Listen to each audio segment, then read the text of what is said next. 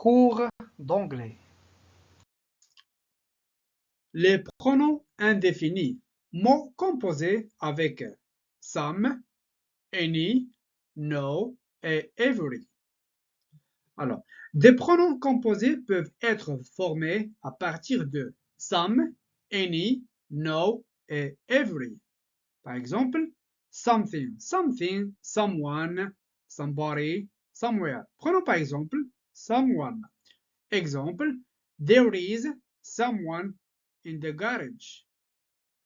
Any, anything, anyone, anybody, anywhere. Example, is there anything to eat? No, nothing, nothing, no one, nobody, nowhere. Example, nobody came. Now everything, everyone, everybody, everywhere. Exemple, everything is perfect. Voilà. On a some, any, no et every. Alors, on utilise les combinaisons avec one et body, ou bien body, pour parler des personnes. Les sens sont identiques. Par exemple, somebody ou bien someone came in the garden, qui veut dire en français quelqu'un est venu dans le jardin. On utilise les combinaisons avec thing pour parler des choses. Par exemple, something smells nice here. Something smells nice here. C'est-à-dire en français, quelque chose sent bon ici. Alors après, on utilise les combinaisons avec where pour parler d'endroit, de position ou de situation. Par exemple, your book is somewhere on the shelf.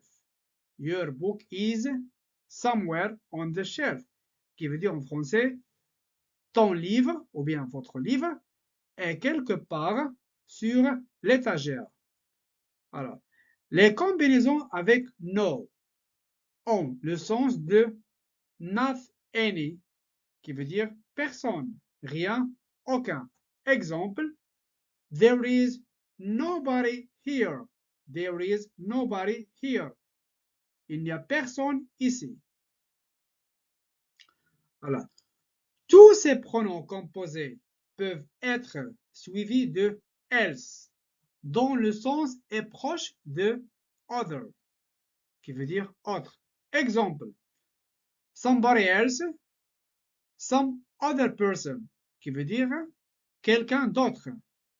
Nowhere else, no other place, qui veut dire no other place, c'est-à-dire nulle part, nulle autre part d'ailleurs. Alors, mode d'emploi.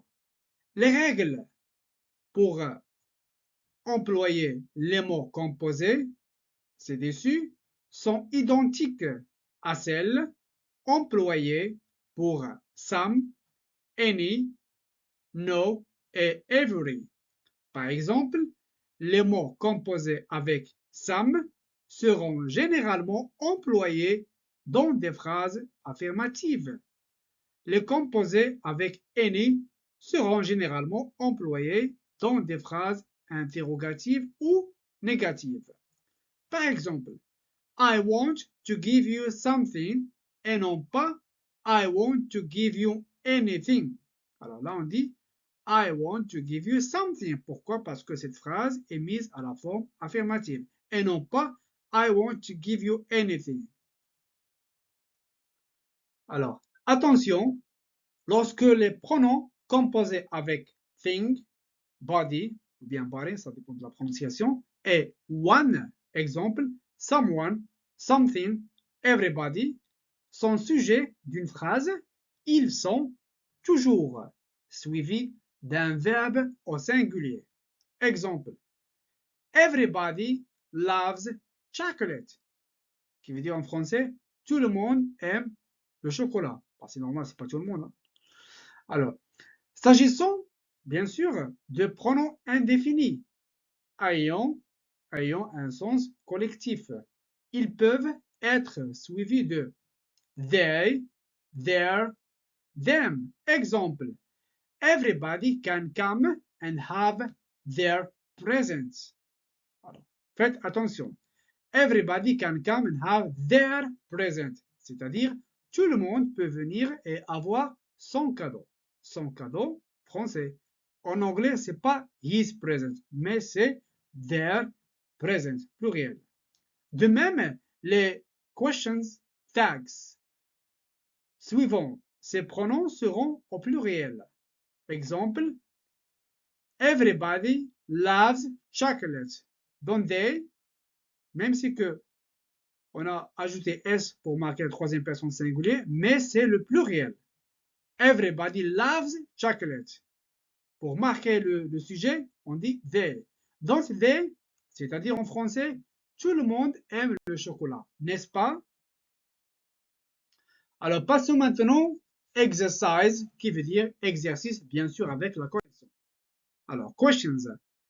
I can't find my glasses. Vous allez choisir anywhere ou bien somewhere. La suite de cette phrase, did you take them? Alors, vous pouvez bien sûr, comme avant, mettre pause et vous allez essayer de trouver la bonne réponse. Quant à moi, bien sûr, je vais vous dire comme ça directement les réponses pour ne pas perdre beaucoup de temps. Alors, I can't find my glasses anywhere. I can't find my glasses anywhere. Did you find them? 2. Numéro 2. No, I didn't take your glasses. Voilà. Someone else must have taken them. No, I didn't take your glasses.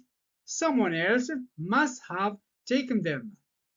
Après, on a there is something in the tree.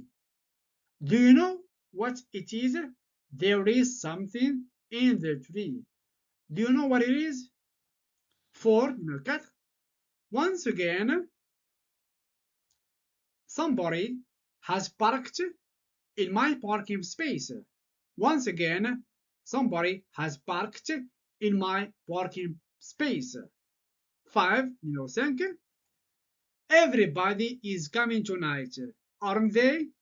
Alors, everybody, voilà, is, comme c'est troisième personne singulier, mais pour marquer le sujet, c'est they. Alors, everybody is coming tonight, aren't they? La suite, comme avant, don't worry, there is nothing wrong with her. She is fine now. Don't worry, there is nothing wrong with her. She is fine now. Après, does anyone mind if I open the window? Does anyone mind if I open the window? 8. Numéro 8.